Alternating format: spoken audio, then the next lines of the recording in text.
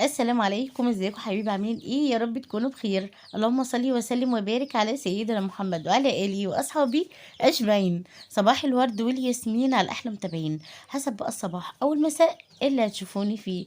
النهارده بقى باذن الله زي ما انتم شايفين كده هنعمل مع بعض الدونتس، وهنعملها بطريقه سهله وبسيطه وجميله جدا. طبعا بنروح نشتري القطعه من بره غاليه جدا، على ايه؟ انت هتعمليها في البيت وبنص كل دقيق بس هنعمل كل الكميه اللي انت شفتها ديت، واقول لك ازاي تزينيها بالشكل ده. يلا بينا بقى قبل ما نبدا الفيديو بتاعنا نسمي الله ونصلي على الرسول واعملي لايك ونشوف هنعمل ايه النهارده. المقادير بتاعتنا بقى عباره عن نص كيلو من الدقيق، يعني 4 كوبايات من المج الشاي العادي ده، ومعايا هنا كوبايه من اللبن وربع كوبايه من الميه.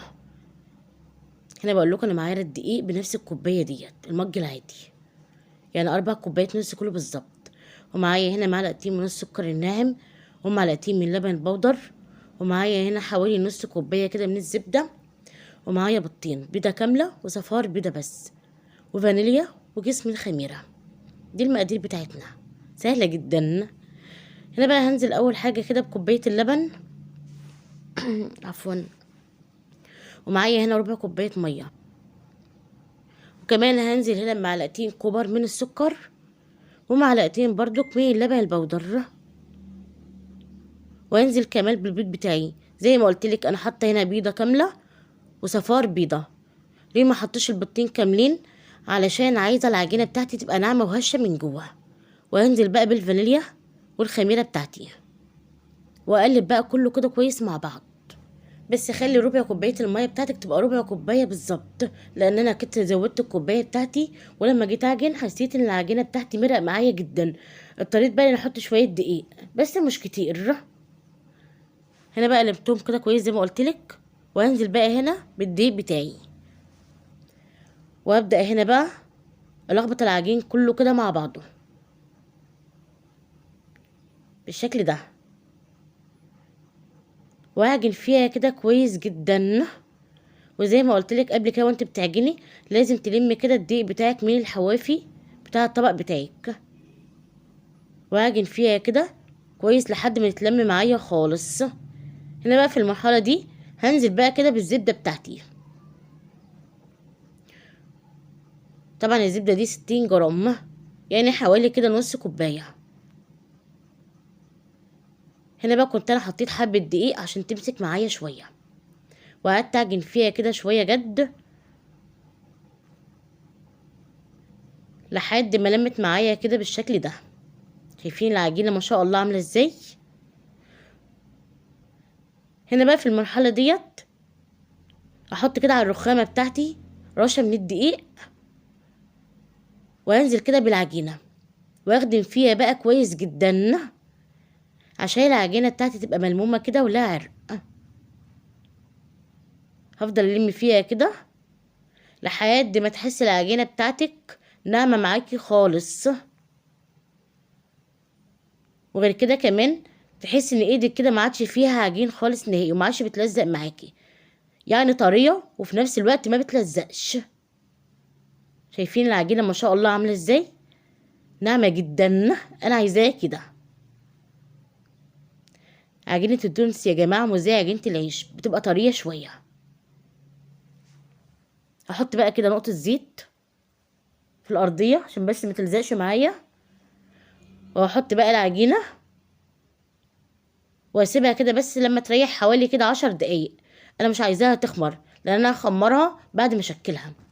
عجينه الدونس تخمر مره واحده بس. انا بقى مقطعه هنا معايا ورق زبده مربعات بالشكل ده عشان احط عليها الدونتس لما اخلصها، وانزل هنا برشه من الدقيق،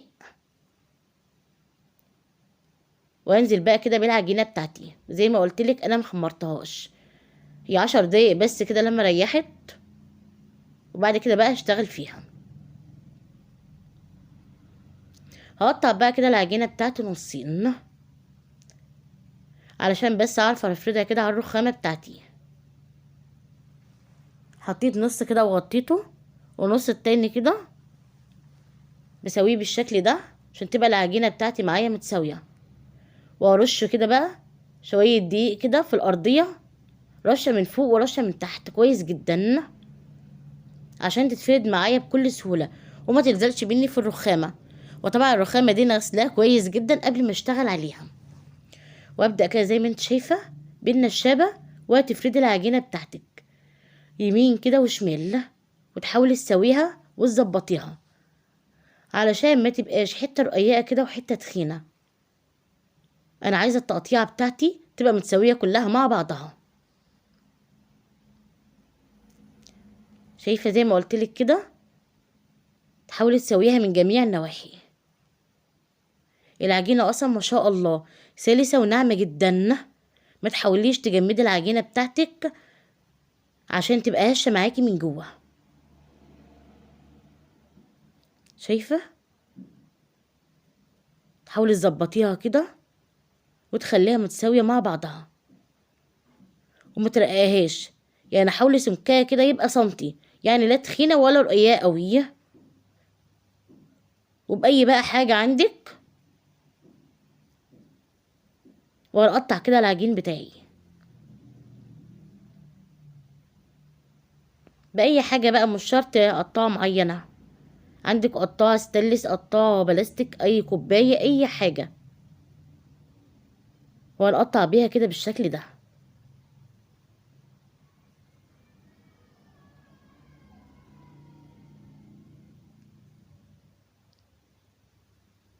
بعد كده بقى هشيل الزوايد كده وهلمها عشان هفردها تاني. هنا بقى بقمع كده من بتاع التزيين بتاع كريم شانتيه او اي غطا عندك، ومن النص كده وهنعملها بالشكل ده. شايفين؟ طبعا الزوايد دي ممكن تقليها كده بحالها، بس انا بقى دخلتها في العجينة. هي كده كده اصلا هتتاكل فانا دخلتها في العجينة وخلاص.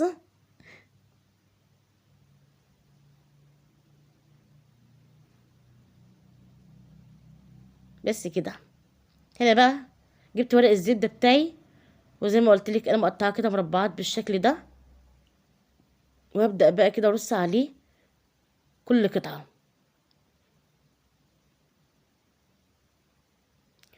وهسيبها بقى لما تخمر خالص براحتها، ساعة بقى 2. تعرفين احنا في الجو البرد ده العجين ما بيخمرش معانا بسرعة، فهتاخد وقت معانا. فحتة كده دافع عندك وحط العجين بتاعك وسيبيه كده لما يخمر بقى براحته. اهم حاجة عشان عجينة الدونتس دي تنجح معاكي لازم تسيبيها لما تخمر كويس جدا. هرصها بقى كده على صواني، وزي ما قلت لك بقى هسيبها تخمر براحتها. هكمل بقى كده الباقي مع نفسي عشان ما اطولش عليكم حبايبي. هنا بعد العجينه ما سبتها خمرت معايا خالص، شايفين الخمر عامل ازاي؟ هبدا بقى اقليها. هنا بقى جبت الطاسه بتاعتي وحطيت فيها زيت كده، وحاولت كده اختبرها بالخله بتاعتي. لقيتيها كده بتطلع فقاعات، يبقى كده خلاص الزيت بتاعك تمام. يعني خليه وسط، لا تخليه بارد ولا تخليه سخن قوي. انا هنا هختبر القطعه بتاعتي ديت وهشوفها الاول قبل ما احط الدونس بتاعي في الزيت. شايفين ما شاء الله، اول ما حطيتها قبت، سبتها كده لما اتحمرت خالص من جميع النواحي. شايفين؟ وهي لسه سخنه كده هفتحها معاكم. بسم الله ما شاء الله. شايفين عامله ازاي من جوه؟ بجد هشه وجميله جدا. هبدا بقى كده انزل بالدونس بتاعي بالراحه كده. اول ما بينزل في الزيت بيعلى على طول علشان خمران معايا كويس جدا. شايفين؟ اول ما تاخد لون كده من تحت هبدأ كده اقلبها بالراحة،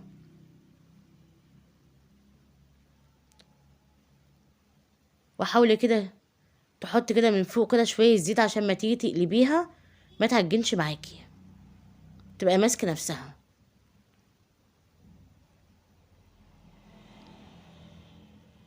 بالطريقة ديت. اول حتى كده بوريك المراحل بتاعتها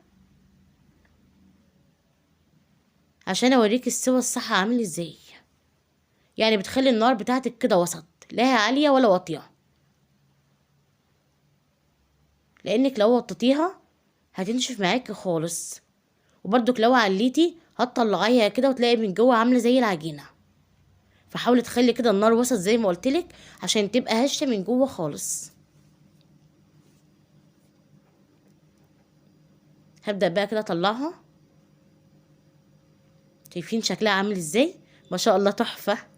هتطلعيها كده بقى على صينيه، وعلى الصينيه بقى ورق مناديل عشان تشرب الزيت. شايفين شكلها عامل ازاي؟ شايفين الخط الابيض ده بيدل بقى على نجاحها.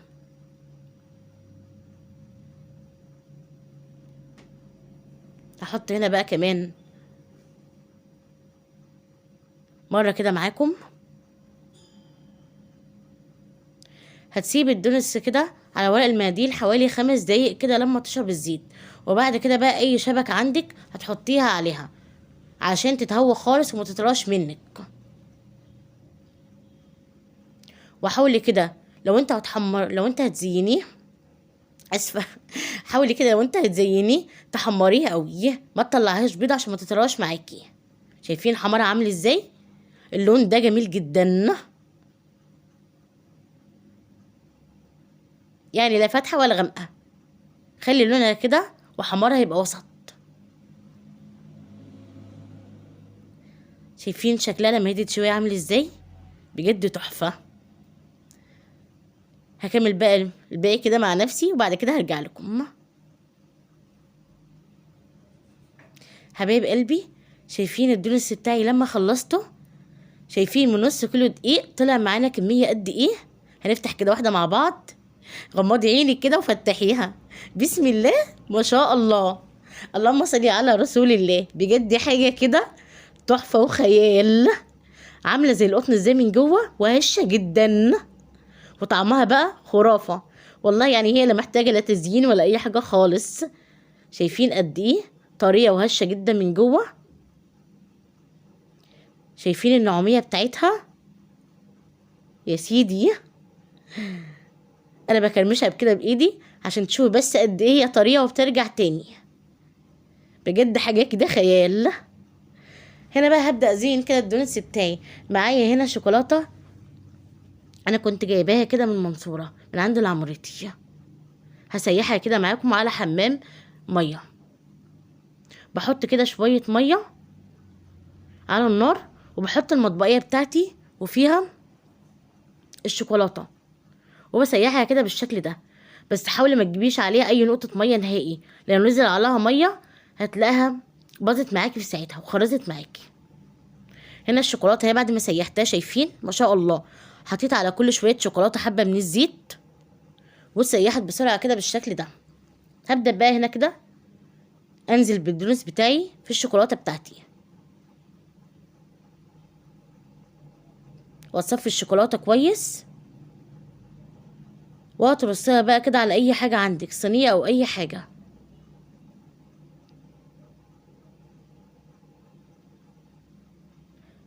بس حاولي بقى تخفي ايدك بسرعه، لان الشوكولاته انت عارفين بقى الجو برد وبتبرد بالعجل وتقوم جامده تاني.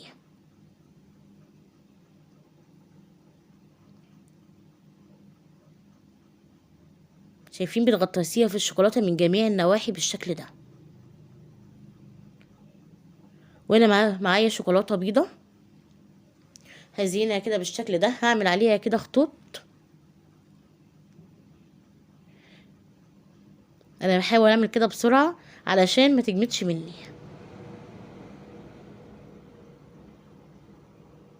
اي شكل بقى انت عايزاه اعمليه، التشكيل ده تبع ذوقك انتي.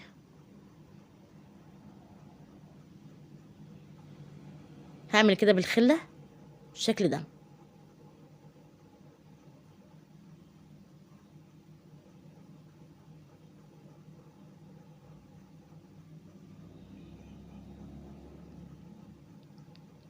هنا بقى بشكل بقى بالشوكولاته كلها كده اللي عندي. اهم حاجه تصفي منها الشوكولاته كويس وترصيه على صينيه زي ما قلت لك. شايفين الاشكال؟ ما شاء الله. حبيب قلبي، انا كده خلصت تشكيل الدونتس كله كده مع نفسي. شايفين الخطوط دي؟ انا عملتها كده بالخله، سهله جدا، مفيش فيها اي صعوبه. شايفين الالوان؟ يا جمال يا الواناتك، بجد دي حاجه كده جميله وشيك جدا.